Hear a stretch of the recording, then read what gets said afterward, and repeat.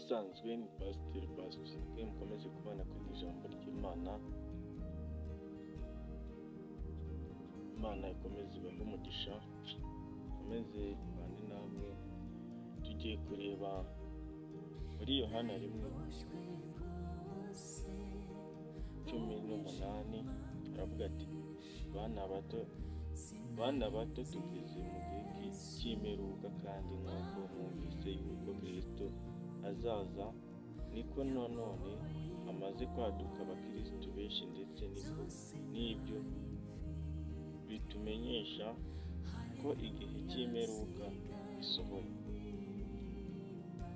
Ndasubiramo, bana bato tugeze mu gihe cy'imperuka, kandi nk'uko mwumvise yuko Kristo azaza, niko nanone hamaze kwaduka abakristo benshi, ndetse n'ibyo bitumenyesha igihe cy'imperuka gisohoye.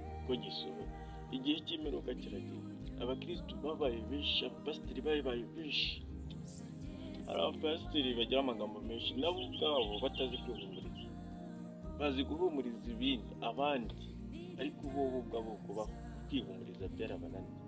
Hari abakristo baba mu rusengero bakamara n'imyaniko, ariko batarakizwa kubera za ngeso zabo n'ubundi bakuranye, babanye mu by'isi, banze kuzirika. Kandi muri Yohana 3:16 aravuga ati, kuko Imana yakunze abari mu isi cyane, byatumye itanga umwana wayo w'ikinege, kugira ngo umwizera wese, uwagize kwizera atazarengwa, uwihanganye akagendera mu mategeko ye. Igihe kiragoye cyane. Ni byiza yuko twakwisuzuma ubu none, twibaza ngo mpagaze he, ese ngendera he,